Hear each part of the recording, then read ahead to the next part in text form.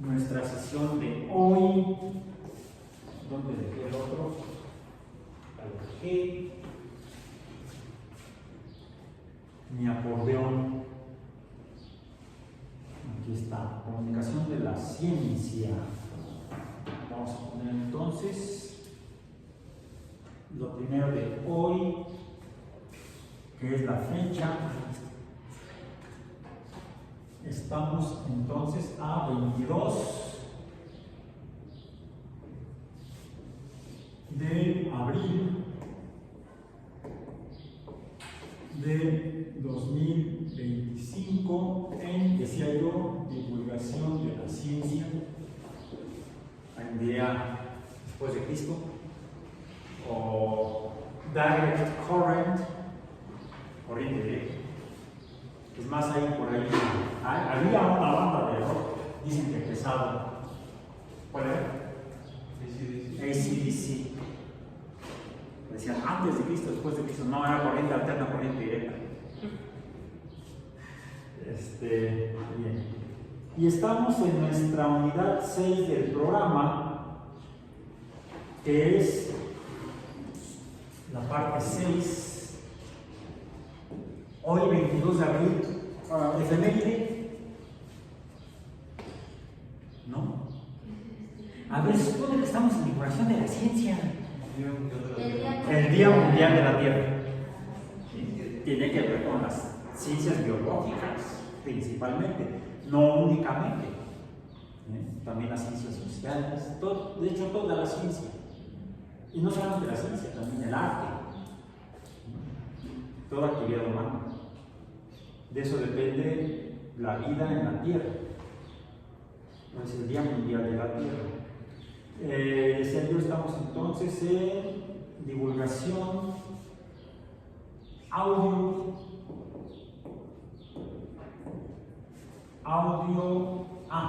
visual de la ciencia. Donde tenía como rubros a abordar lo que sería auditorio, sería el lugar donde se oye, donde hay audio, que sería el auditorio. Sí, por ejemplo, ¿qué sería el consultorio? Donde se va a consultar al médico. El laboratorio, ¿qué sería entonces? Si hiciéramos la analogía etimológica o gramatical, el laboratorio sería el lugar donde se elabora, ¿sí? El escritorio donde se escribe, ¿sí? El supositorio donde se supone. Ok. No siempre entonces. Auditorio, estudio de radio,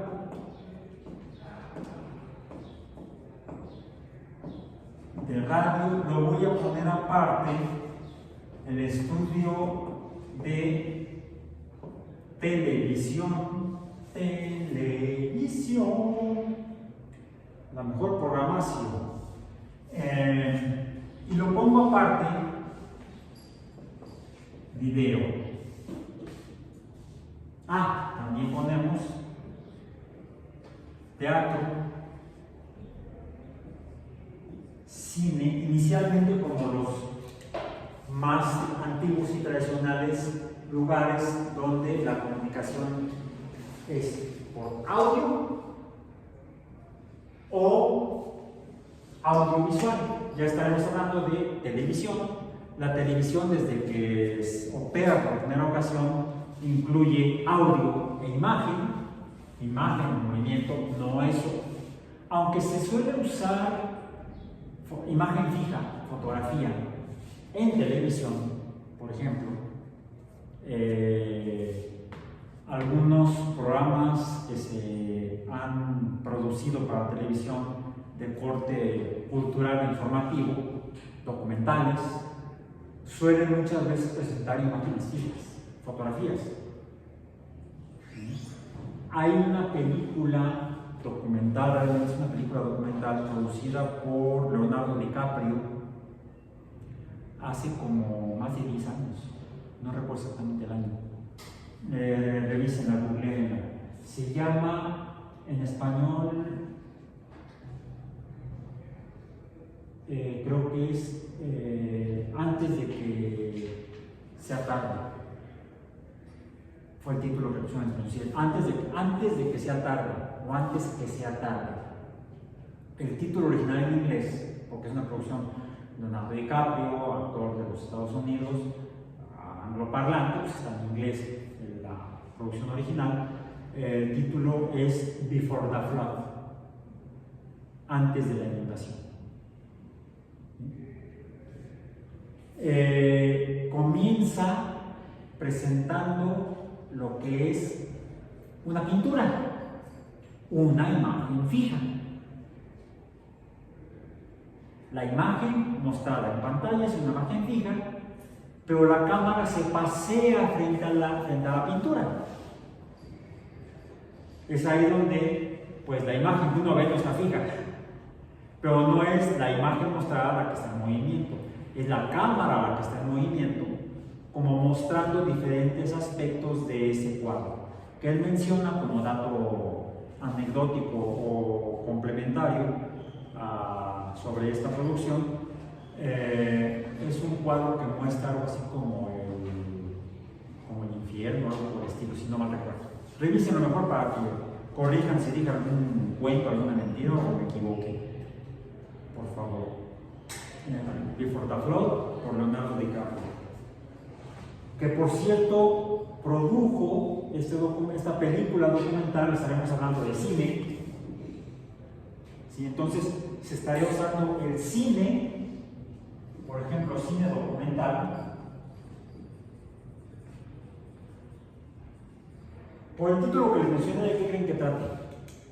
Es una película documental, no es una película que narra una historia dramática, aunque cuando la produjo, esa película en particular, estaba también trabajando en la producción y como protagonista de aquella en la que sale con osos.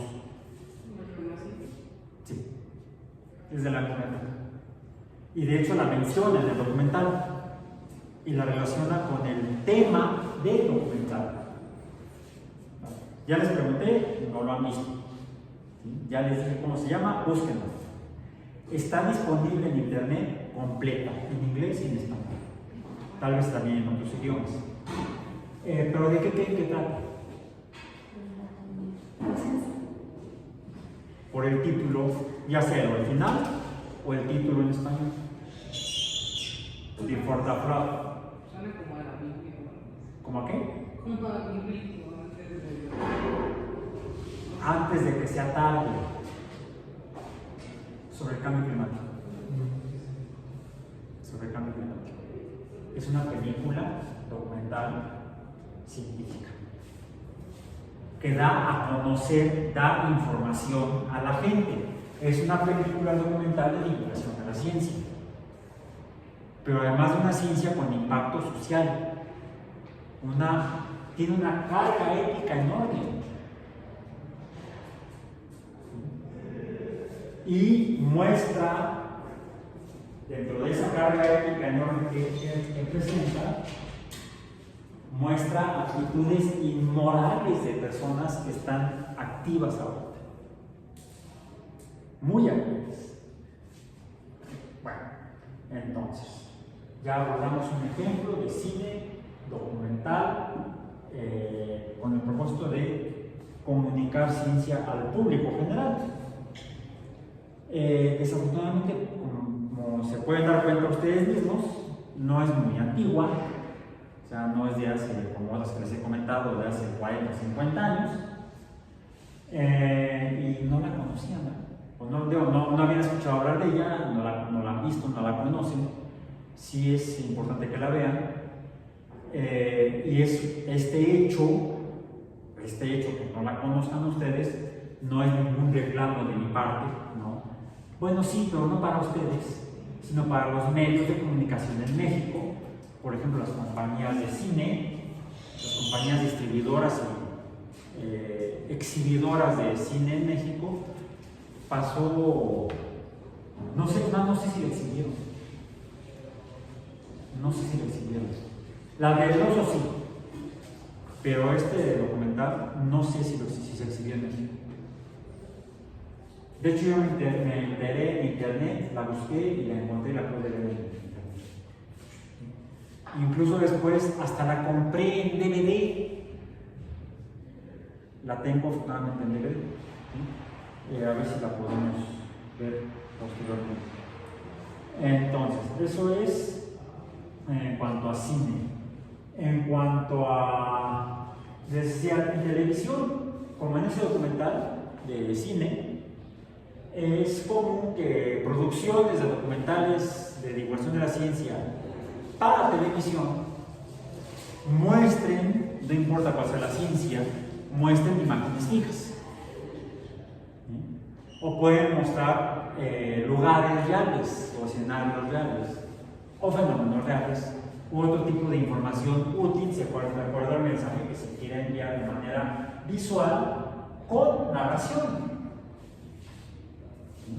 A veces es una voz en off, ¿cómo se llama?, la que va narrando lo que se está mostrando en la imagen. Por ahí les hablaron de las voces en off. En la semana pasada que pudimos visitar la estación de radio de UAM Radio. Entonces, estudios de radio, tuvimos la semana pasada la oportunidad de visitar el estudio que tenemos aquí en la Unidad Iztapalapa de UAM Radio 94.1, creo que es. ¿Sí? ¿Cuánto es? Déjenme ver, lo tengo aquí. No lo tengo en otro celular. Pero creo que es 94.1 Radio. Donde nos mostraron cómo es una cabina de producción de programas de radio, en el caso de la radio universitaria, en particular de UAM Radio. Casi todas son muy parecidas, ¿eh? Las que tienen o pueden tener, por ejemplo, en radio del Politécnico, radio IPN, o en radio UNAM, o en la de la Universidad de Anáhuac, también ya puede estar ahí. Me han invitado a la Universidad de Anáhuac, a la estación de radio. He estado en otras de otras universidades privadas también más pequeñitas. Una, ahí se me olvidó el nombre, pues del área de salud, está por allá cerca de Azcapotzalco, esa pequeña institución de educación superior que también tiene su estudio de radio. Y son muy parecidos todos, no hay mucha diferencia. Lo que puede haber es en la capacidad de emisión, lo cual depende no de la estación de radio donde se produce el programa, sino de la infraestructura eléctrica, electrónica y de potencia, de fuente de potencia que tiene para poder emitir la señal. ¿Sí? Eso ya es otro boleto que está fuera de nuestra competencia. Nosotros vamos a la estación de radio y no sabemos cómo funciona la parte de la ingeniería, no es nuestro boleto, salvo que vayamos a hacer un programa sobre eso. Entonces sí, hacemos la investigación, elaboramos el guión, lo que nos mencionaron la semana pasada, ahí quien nos recibió amablemente en Juan Radio. Bien. Que son un tanto diferentes a los estudios de televisión que hay de chile, de mole y de manteca. Ahí en la estación de radio nos mostraban un espacio, que de hecho son dos espacios, donde se producen aquí en la UAM Iztapalapa programas para emitir a través de imagen. No tenemos todavía permiso o frecuencia para emisión de televisión abierta, tampoco por cable, pero sí tenemos los canales oficiales de la universidad, los diversos, el canal general que depende de la Rectoría General, el canal que depende de la Rectoría de la Unidad de Iztapalapa, donde los programas se producen en un par de pequeños estudios que están en la misma ubicación donde se encuentra el estudio de radio de UAM Radio. Ahí están también dos pequeños espacios donde se hace la producción audiovisual de programas de para emisión tipo televisión. Por eso es que hablo de video, además de televisión. Formalmente la televisión, como la radio, estas dos, corresponden a lo que es y se regula y utiliza normalmente, tradicionalmente, lo que es el espectro radio eléctrico.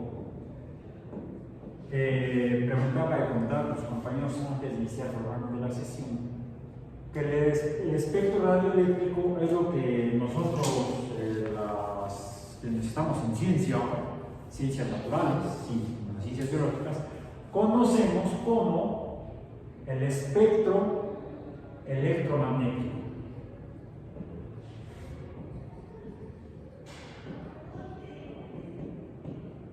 Pero específicamente en dos regiones.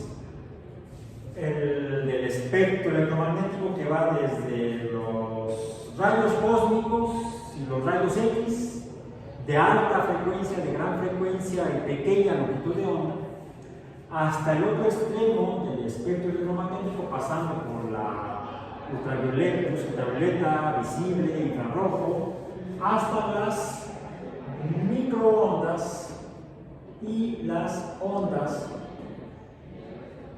de radio. De hecho, por eso la radio se llama radio, porque utiliza las ondas de la región de radio del espectro electromagnético. ¿Bien?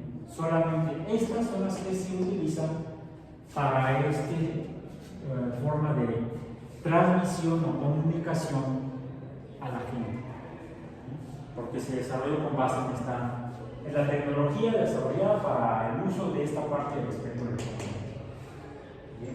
Aunque actualmente ya a nivel experimental, pero ya están pasando más allá de experimental, se está empezando a hacer uso, y de hecho sí también lo hacemos, el uso para emisión de comunicación, de información, de otras regiones del espectro electromagnético, pero es mediante otra infraestructura. Por ejemplo, usamos luz, y no me refiero a esta. ¿A qué tipo de luz me estoy refiriendo? ¿Tiene servicio de internet en su casa? ¿Sí? ¿A través de qué tipo de servicio de cuál compañía? No me importa la compañía. Hace poco las dos principales compañías que le dan servicio, al menos en el área metropolitana de la Ciudad de México, siendo solamente la Ciudad de México, en el área conurbada del Estado de México, hicieron una actualización de su infraestructura de telecomunicaciones, principalmente de telefonía. Bueno, yo mi servicio de internet lo tengo con una compañía que era una compañía de teléfonos. Y en este siglo y desde finales del siglo pasado, pues también desde el surgimiento de internet y el establecimiento de México, también transmitía a través de los cables telefónicos la señal para internet o el medio de conexión entre computadoras, que es el internet. La internet, vamos a ponerlo acá. ¿Dónde lo ponemos? Vamos a ponerlo aquí. Internet. Internet es una red internacional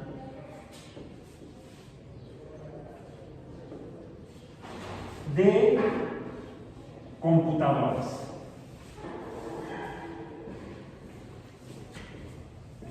Eso es Internet. Eso es Internet.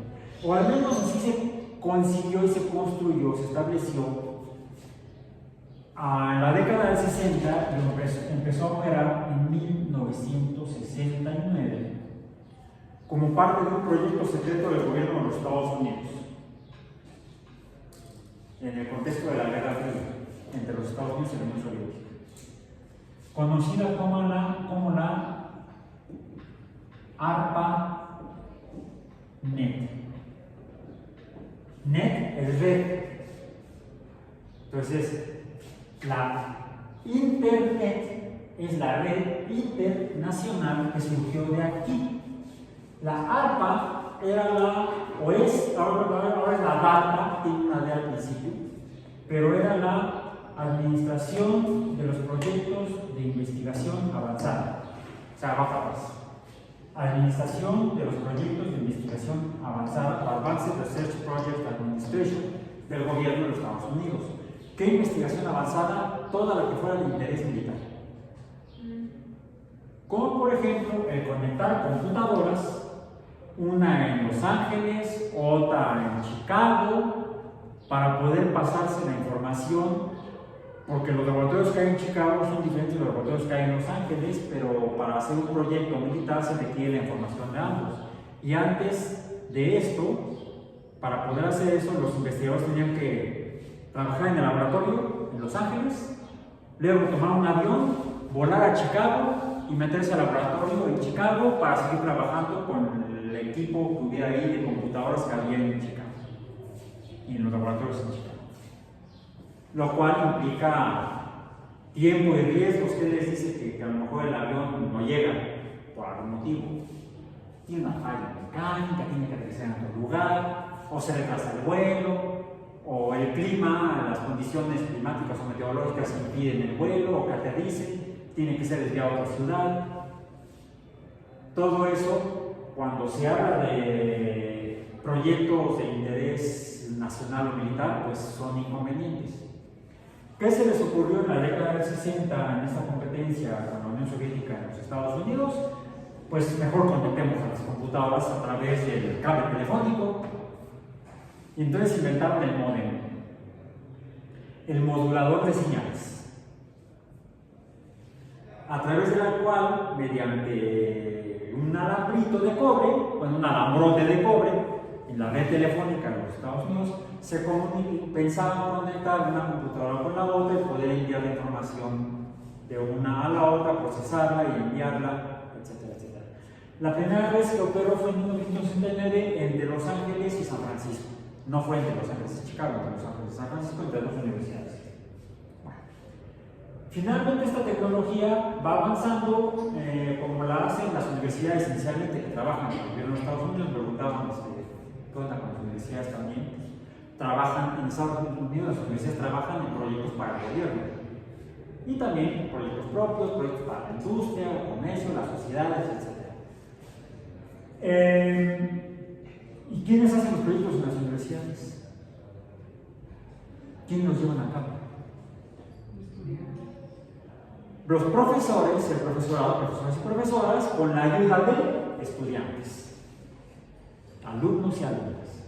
Y ustedes van a hacer su proyecto terminal en algún laboratorio, su proyecto de investigación, colaborando en ese tipo de proyecto.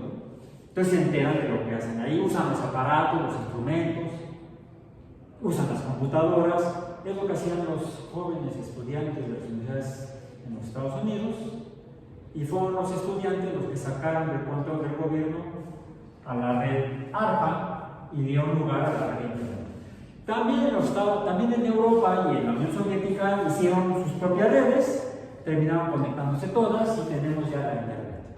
México se conectó por primera vez en 1985, si no me equivoco, a través de dos universidades, la Universidad Nacional Autónoma de México y el TEC de Monterrey. Ya a finales de la década del 80, principios de la década del 90, la UAM empieza a desarrollar su propia red de cómputo y se termina conectando a Internet, creo que en el 94, 93, 94 por ahí. Somos de las primeras universidades que en México se conecta a Internet, después de la UNAM, TEC de Monterrey. Inicialmente lo que se conectan ellos son computadoras, pero lo primero que empiezan a operar a través de esas computadoras son los investigadores y los estudiantes, que se empiezan a enviar chismes y también información sobre los proyectos, etc. Se hace, por ejemplo, uno de los primeros servicios que corre a través de Internet es, ¿ya supieron cuál?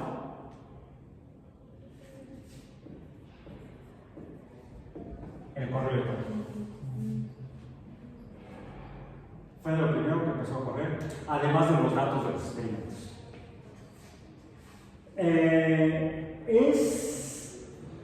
se va mejorando esto y se empiezan a enviar textos, principalmente textos. Es en Europa, donde en la década del finales de los 80, principios de los 90, no recuerdo exactamente el año, donde en el CERN, en el Centro de Investigación Nuclear de Europa, se desarrolla la web, la World Wide Web, o la red, la telaraña mundial.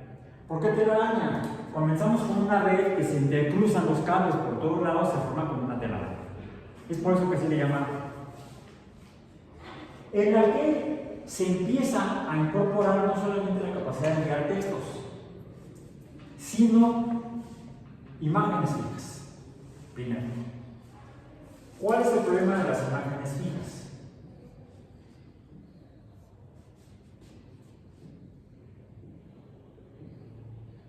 Vamos a ponerlo así. Imaginemos que esto está. Aquí se puede generar una imagen.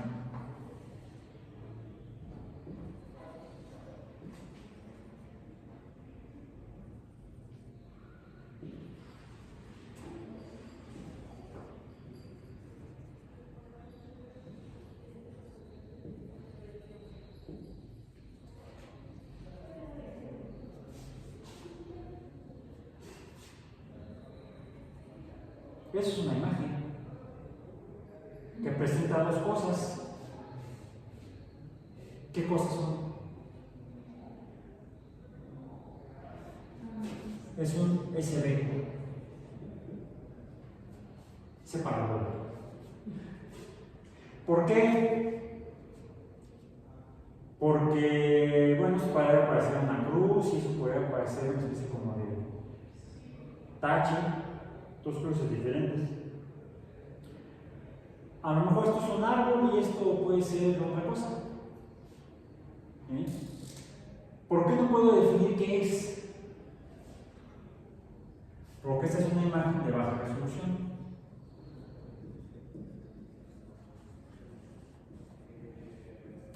Donde cada uno de estos es un dato o un bit. Ya hablamos de esto antes, ¿no? La cantidad de información que hay en una imagen depende de la cantidad de manchas o puntos o bits, los cuales podemos decir: este es un 0, este es un 1, este es un 0, este es un 1, un 1, un 0, un 1. 1, 2, 3, 4, 5, 6, 7. Me voy a ir una columna más. Aquí tendríamos 8 bits en una línea. ¿Sí? Estos 8 bits de aquí a acá, al ser 8 bits, equivalen aquí a un byte. Un octeto de bits son un byte. Cada uno de estos, como pulsos eléctricos o electrónicos, pasan a través de la red. Y de esa manera podemos enviar ya sea letras, números, otros símbolos o imágenes. El problema de las imágenes es que mientras mayor resolución queramos que tenga la imagen, o más grande queramos que sea, o sea la imagen que queremos enviar, mayor será el tamaño del archivo de datos.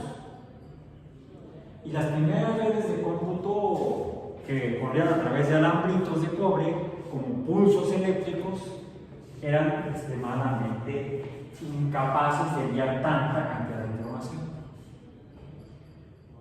Se fue experimentando con, en lugar de enviar pulsos electrónicos, se enviaban pulsos de luz. ¿Han oído hablar de la fibra óptica? ¿Qué es la fibra óptica? No es más que alambres de o líneas o hilos de vidrio, que la ventaja del vidrio es que es un muy buen transmisor de la luz. Y si está limitado, ¿qué sucede con la luz que pasa dentro del vidrio? Difícilmente se sale porque se refleja en las paredes hacia adentro. Entonces además se amplifica. Entonces tiene mayor capacidad de enviar información, la luz visible, que los pulsos eléctricos de electrones en una lámpara de cobre. Se le llama fibra oscura. A la lámpara de cobre se le llama fibra oscura. La otra es usar fibra, pues claro, fibra óptica, fibra de luz. Entonces es por eso que les digo que si bien la radio y la televisión comienzan enviando la señal mediante ondas de radio y microondas a través del aire o incluso a través del espacio interestelar, es una tragedia. Espero que no la reciban esa señal los seres extraterrestres en otro planeta, en otro sistema estelar. Imaginen que lleguen los programas de la televisión mexicana y de otras. No, en ese planeta no hay vida inteligente. Seguimos buscando señales de vida inteligente en la Tierra. Ok. Eso sucede porque las ondas de radio, las microondas, que emite una antenita aquí en la Tierra, se propagan en forma radial. Sí pueden viajar de manera horizontal hasta que choquen con edificios o con montañas. Es por eso que se ponen antenas repetidoras. Entonces la antena toma la señal de radio y a través de un sistema eléctrico y electrónico vuelve a amplificar la señal de radio y la reenvía a la siguiente antena. Y de esa manera se enviaban las señales de radio y televisión a grandes distancias, y no nada más hasta donde llegara la señal de radio, la onda de radio del emisor. Por eso muchas estaciones de radio antiguamente eran locales, porque las ondas de radio que emitía su antena llegaban nada más hasta donde llegara antes de ser absorbida esa onda de radio, esa radiación de radio, por el material que forma la superficie de la Tierra. Algunas de estas ondas de radio se enviaban hacia el cielo, a la ionosfera, donde esas, debido a los iones de la ionosfera, las ondas de radio no atravesaban, algunas ondas de radio no atravesaban esa parte de la atmósfera y eran reflejadas hacia la superficie. ¿Cuáles? Las correspondientes a la llamada entonces, ¿cómo se llaman? Las estaciones de radio de onda corta, le llamaban. Que en realidad no era la onda corta, las ondas eran muy grandotas, del orden de 10, 20, decenas o centenas de metros de longitud de onda. Esa era la onda corta. La ventaja que tenían es que esas ondas se reflejan en la ionosfera y entonces pueden llegar más lejos en la circunferencia de la Tierra. Se usaban para transmisiones internacionales. Las usaban los japoneses para mandar mensajes, vamos a decir, desmotivantes a las tropas norteamericanas o incluso a los Estados Unidos. Se llamaba la Rosa de Tokio en la Segunda Guerra Mundial, a través de una estación de onda corta en Tokio. Y los Estados Unidos hacían lo mismo con la Voz de América, que Donald Trump acaba de cerrar. Entonces, en las estaciones en Estados Unidos de la Voz de América enviaban en ondas de radio de onda corta mensajes a Japón en japonés para desmoralizar a los soldados japoneses o al pueblo japonés. Esa fue una guerra psicológica durante la Segunda Guerra Mundial, utilizando ondas de radio de onda corta debido a la ionosfera. Pero otras ondas atraviesan la ionosfera y escapan al espacio exterior. Entonces espero que no hayan llegado los programas de televisión mexicana. Entonces, eso en cuanto a cómo era la radio y la televisión literalmente el siglo pasado. Con el desarrollo de la fibra óptica e internet, surge una alternativa inicialmente de transmisión tanto de no solamente texto a través de internet, sino una vez que se amplía la capacidad de las redes para poder enviar información, se pueden enviar no solamente imágenes con mayor resolución o más grandes, sino ya vimos cómo se hace el cine, qué hay en la película, en el cine, o incluso que la televisión es lo mismo, es captura de muchas imágenes, muchas fotos en secuencia que se envían a través de la red en secuencia. Se capturan, se pegan y se muestran como imagen en movimiento, pero es artificial. Incluso de ahí que a veces, ¿cuál es el principal problema de que se quejan? Cuando están viendo un video en internet, cuando se queda friseado, bueno, cuando se congela la imagen, ¿por qué? Se quedó fijo en una de las fotos o una de las imágenes de la secuencia que viene detrás. Es una muestra de cómo opera, cómo se generan las imágenes en televisión y en video. Y es así como viajan a través de internet. Bueno, esa es la parte técnica.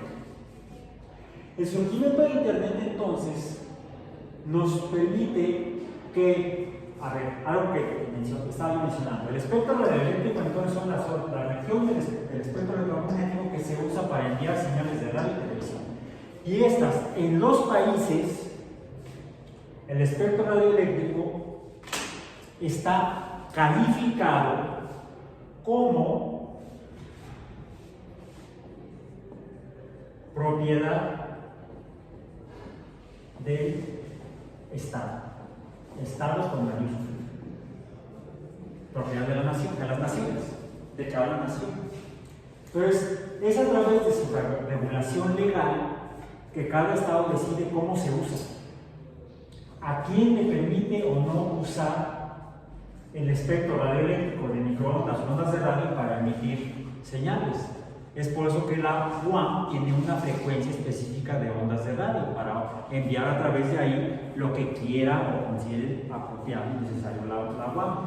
Igual la UNAM, igual el Politécnico, igual la NAVA o igual las empresas privadas que reciben en concesión del Estado, les concede el Estado a través de un derecho económico que tienen que pagar para usar el espectro radioeléctrico, la región del espectro electromagnético para enviar sus mensajes que quieran, sean de entretenimiento, sean de información, noticiarios, o sean culturales, que también es una forma de entretenimiento. Debemos entender la cultura como una forma de entretenimiento. No tiene por qué ser, más bien yo no diría que no tiene por qué ser, no debe ser aburrida la comunicación del conocimiento, la comunicación de la cultura y por lo tanto la comunicación de la ciencia. Porque existen algunos estereotipos que definen a la comunicación de la ciencia como algo aburrido. No tiene por qué ser así. Debe ser formal, eso sí. Debe ser serio y debe ser veraz, porque es ciencia. A diferencia de lo que es el entretenimiento por el entretenimiento puro, puede ser fantasía, puede ser humor simplón, o pueden ser mensajes importantes del mismo Estado. Se llama propaganda. O incluso de grupos que están en lucha por el manejo del Estado. Se llama propaganda. O particulares que quieren poner sus productos o servicios al alcance de la gente, diciendo a la gente, informándoles, divulgando lo que hacen, lo que ofrecen, lo que venden. Mensajes comerciales. Todo eso lo regula el Estado, cómo se puede usar o no el espectro radioeléctrico en radio y televisión. Pero surge Internet, que no es a través del espectro radioeléctrico, aunque sí es espectro electromagnético. Fíjate, lo que viaja a través de la fibra óptica es luz visible. Es parte del espectro electromagnético, pero no del espectro radioeléctrico. Esto incluso lo define el Estado en sus leyes, en su regulación. qué es y qué no es el espectro radioeléctrico. Revisen por favor en internet, está disponible la ley de telecomunicaciones en México, porque de eso depende si la podemos usar esto para nuestros fines de divulgación o si la podemos usar, en qué condiciones es legalmente usable. Podremos incluso hasta poder ver en qué condiciones es legalmente no usable, pero debiera serlo, dado que la comunicación, la libertad de expresión y de comunicación de ideas y de pensamientos es un derecho humano descrito y reconocido en la Carta de los Derechos Humanos de las Naciones Unidas como un derecho humano también reconocido en la Constitución de los Estados Unidos, en nuestra Constitución Política de los Estados Unidos Mexicanos. Bueno, entonces tenemos que abordar tanto la parte técnica como la parte real. Ya está Internet, a través de la cual ya no solamente podemos enviar textos, que fue la primera parte que vimos en el curso, sino también imágenes, no solamente dibujos y fotografía, sino que también, dado la capacidad actual de la red de Internet, ya no ARPANET, podemos enviar, vamos a ponerlo acá en rojo para que se note, video. He dejado aquí, aparte un poco lo de teatro, ya mencionamos el cine documental, video, porque formalmente la televisión se entiende como aquella que se emite en el espectro electromagnético, el espectro radioeléctrico, perdón, y requiere autorización por parte del Estado. Y normalmente lo que se enviaban eran imágenes de gente viva, gente de veras. Sí, también empiezan a transmitirse a través de televisión productos que originalmente fueron para el cine. ¿Como cuáles? No importa el tema.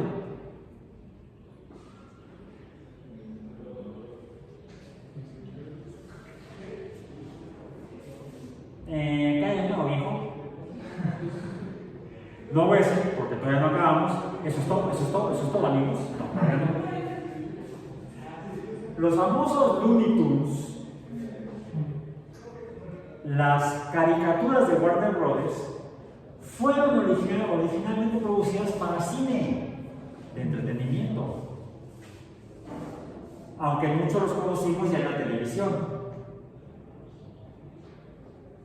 ¿Por qué? Porque cuando hacían las primeras animaciones o dibujos animados, fuera ya Walt Disney hace 100 años, u otras empresas, incluso para las que antes trabajó Walt Disney, como las de Walter Lantz, pues se publicaban, se mostraban al público a través del cine, a través de las salas cinematográficas, como cortometrajes, previos a la presentación de los largometrajes. De hecho, es hasta 1934 cuando Disney produce Blancanieves como el primer largometraje de dibujos animados. Porque antes de eso todo eran cortos. Les digo, previos a la película principal, al largometraje. Entonces, en la televisión muestra de entrada imágenes que vienen con audio. Televisión. A diferencia del cine, que el cine empezó, lo mencionamos cuando hablamos de la parte histórica, como el cine mudo, porque no sabían todavía cómo, aunque ya había inventado en el siglo anterior Tomás Salvez o en el fonógrafo. Hace estábamos hablando de cómo funcionaba una bocina, y les digo, traten de averiguar, de desarmar por ahí una bocina vieja para que no vayan a regañar, ¿sí? No una bocina nueva, ¿no? Y si lo hacen, no digan que yo les dije. Pues el cine comienza sin voz, sin audio, sin sonido. Es después cuando se encuentra la forma de incorporarlo, en la década de los finales de los 20. La primera película, creo que lo mencioné en aquella ocasión, si no lo voy a mencionar ahorita, fue la de en los Estados Unidos, la primera película sonora, fue una que se tituló en español El cantante de jazz, en inglés The Jazz Singer. la cual no podrían producir ni publicar hoy en día por ciertos factores de tipo ético. En México, años después, pocos años después, se produce la primera película sonora que se llama, típica película mexicana de temas campiranos. No necesariamente por eso de Charitos Montaperros, no, la típica película campirana que se llama Santa. Búsquela a ver si me encuentran en internet. Santa. ¿De qué año es? Todas estas en blanco y negro. ¿Por qué? Ceros y unos. Tinta, no tinta. Revisamos cómo se generan las imágenes en fotografía, por ejemplo. Eso está después cuando se puede manejar en el cine el color. De hecho, la primera película, largometraje de dibujos animados, también es, por supuesto, con audio y es un musical, de hecho. Blancanieves es un musical. Hasta para ir al baño cantan. Y es a colores. Donde Disney además desarrolla toda una nueva tecnología para darle más impacto a las imágenes. Se ven imágenes que dan la sensación de profundidad, donde maneja precisamente los diferentes planos focales que permiten ver profundidad, por ejemplo. Y es a colores. Eso en cuanto al... Primero es el cine, el que entra en color, toma audio. La televisión es con audio, pero en blanco y negro. Puntos, negros y blancos, ceros y unos, aunque no es digital. Es lo que llamaríamos una electrónica analógica. Aquí estoy mostrando una imagen que sería digital.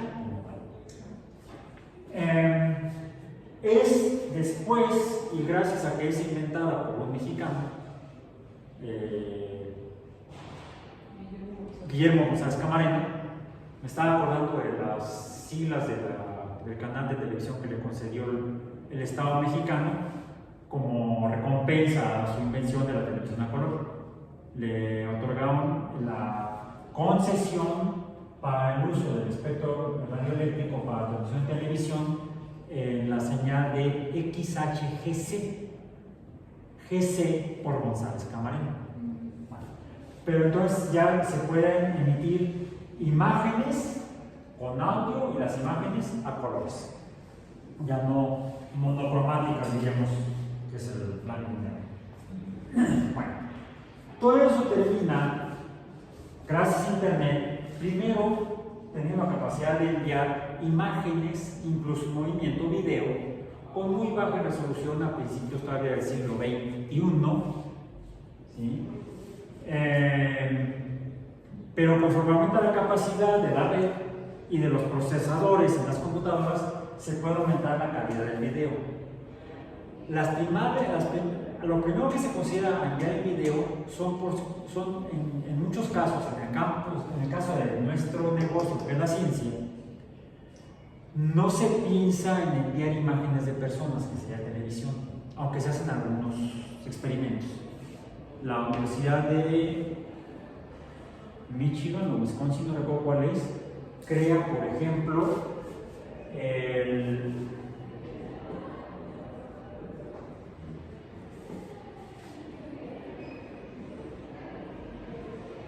Research Channel para transmitir a través de internet el equivalente a programas de televisión que son conferencias de científicos. Era pesadísimo y era lentísimo, pero se podía ya hacer uno de los primeros experimentos de enviar ciencia a través de internet por medio del modelo de la televisión. Porque lo que más se usa antes de este experimento es el envío a través de internet de videos, vamos a decir, mudos. Por ejemplo, muchas simulaciones. Yo recuerdo haber conseguido, ya las perdí en alguna de las computadoras, por ejemplo, animaciones de proteínas. Por ejemplo, de la ATP sintetasa sintetizando la ATP, como motor rotatorio. Estaba muy bonito el video a color, pero no tenía sonido. Vi, por ejemplo, muchos de estos los producían en Japón. Muchos videos los hacían en Japón. Por otro lado, a otras organizaciones como organizaciones científicas del gobierno de Estados Unidos, como la NASA, como la NOAA, también producen sus videos para transmitir a través de Internet y difundir conceptos científicos. Estoy hablando de la primera década de este siglo. Cuando ya surgen los primeros intentos, Research Channel es académico, es estrictamente académico. Posteriormente, un poco con el modelo de Research Channel, surgen ya empresas como YouTube. Esta creo que fue en 2005. Pongo ahí signo de interrogación para que lo verifique. Creo que YouTube surge en 2005 más o menos, con una calidad de este estilo, infame. Yo empiezo a hacer mis primeros experimentos en 2011, habiendo abierto mi cuenta en YouTube en 2007. Pero por 4 años no hice nada más que ver videos. Es en 2011 cuando se me ocurre que a lo mejor puedo hacer algo con esto.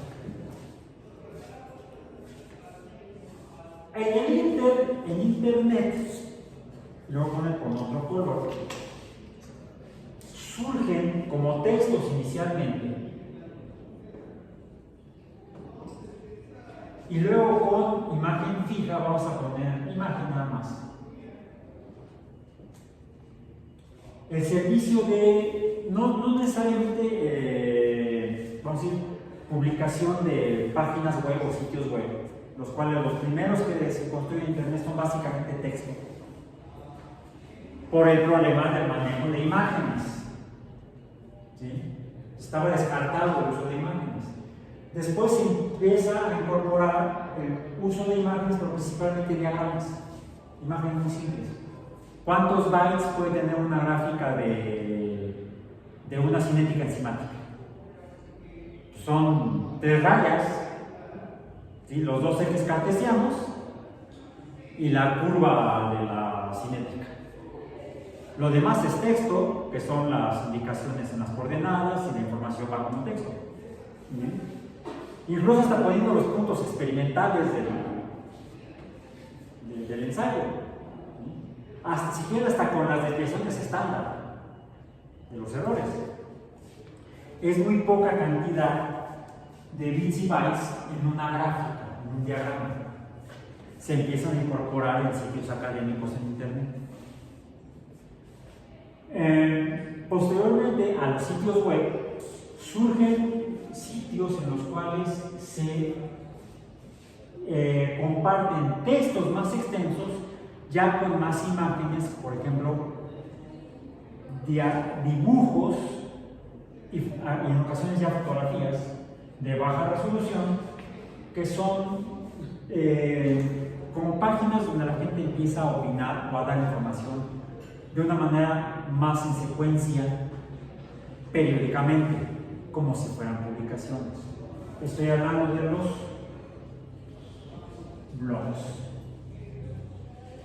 que para mí viene como de lo que sería una bitácora o libros de bitácora, que de ahí viene la palabra log. Log en inglés es tronco, madera. La bitácora en español, en inglés es log. La bitácora, por ejemplo,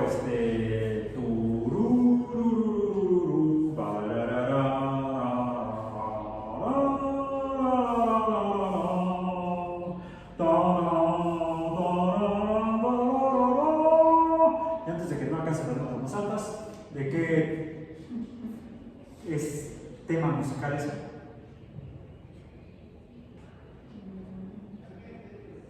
llegar a donde no ha llegado el ser humano. Los viajes de la nave interestelar Enterprise Star Trek. Siempre comenzaba con la cortinilla esa, la música, la nave, el Enterprise, y comenzaba con bitácora del capitán, fecha galáctica, no sé qué de antes. Bitácora. Es una nave que viaja entre estrellas, viaja a las estrellas. Cuando se llama Star Trek, sí, parecido, viaje estelar. Porque supone que es un navío como, es más, le va a cargo del navío a un capitán, el capitán Kirk, ¿sí? Y el señor Spock, el oficial científico de a bordo. ¿Por qué bitácora? Porque los navíos llevaban en una caja de madera el libro donde el capitán iba anotando todo lo que ocurría en el viaje de navegación desde que salía del puerto hasta que regresaba al puerto, donde registraba todo. De ahí viene el concepto de bitácora de laboratorio, donde registran todo lo que hacen de sus trabajos experimentales, aunque no lo guarden en una cajita de madera. De ahí viene el concepto, el nombre de bitácora. Bueno, ¿qué son los blogs? Formalmente como diarios donde la gente comparte sus pensamientos, ideas e interpretaciones a través de internet, ya muy diferente al objetivo de una página web, que se trata de dar información específica, a veces fija. Uno encuentra sitios web en los que la página no ha cambiado en años, ¿sí? Eso no ocurre en un blog. Un blog, yo tengo mi blog abandonado porque no he tenido tiempo para esa página web más que blog, ¿sí? Pero la idea de un blog es ir compartiendo, si no diario, con frecuencia, publicando frecuentemente. ¿Esto a qué se parecería? A una publicación de tipo científico, sin todo el gorrito administrativo que implica escribir el paper, mandarlo al editorial, que lo revise el editor, que lo pase a los revisores, que te digan que no aceptan tus ideas porque le faltan experimentos. Bueno, ok. Ya para terminar, de los blogs, son textos largos. Por ahí alguien que estaba metido en esto, estudió en la universidad y con uno de sus cuates dice: ¿te fijaste en esto? No exactamente en los blogs, estaban viendo también los correos electrónicos y las listas de correo. De repente la gente compartía en listas de correo lo que estaba haciendo en el momento, con lo que va en un correo electrónico, que son normalmente un correo electrónico decente, lleva poco texto. ¿Sí? Antes de los blogs, sí había gente que aquí se extendía, te dio una enciclopedia completa. No, para eso se hacen luego las páginas y luego los blogs. Y es ahí donde surgen los mini blogs. El primero que tiene éxito comercial es el del pajarito azul, ya extinto por un tache, tristemente. Bueno. Y otros tipos de servicios a los que conocemos como en general redes sociales, porque a través de esto la gente se pone en comunicación.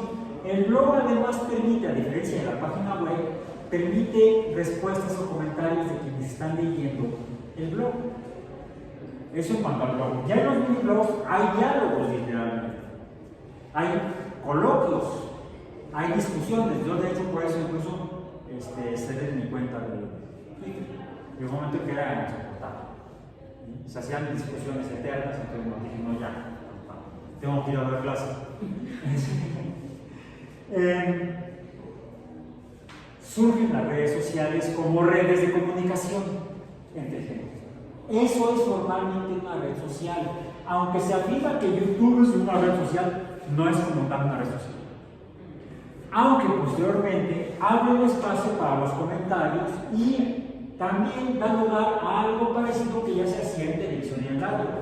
Tenemos en nuestros teléfonos en el estudio, decían en las estaciones de radio, los programas de radio y televisión, donde tenían un montón de telefonistas como teléfonos contestando las opiniones del público. Eso se abre en YouTube, en las columnas de comentarios. Entonces, como se dan cuenta, empieza a haber una convergencia de servicios a través de Internet que antes estaban restringidos solamente a algunas pocas personas o agrupaciones que recibían el permiso de los estados para poder hacer esta comunicación. Entonces, la Internet, la principal aportación, más que las imágenes de alta baja resolución, ha sido la democratización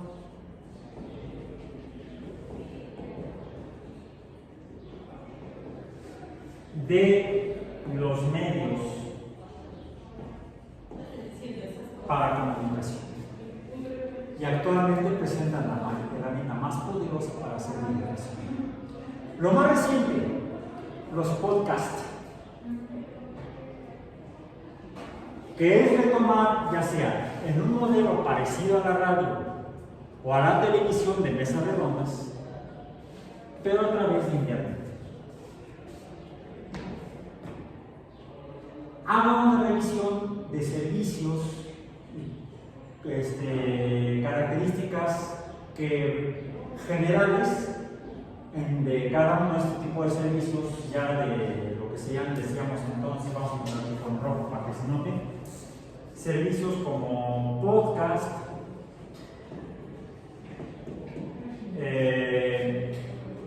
que viene esto de lo que era la emisión de televisión o radio. Se le llamaba en inglés a esto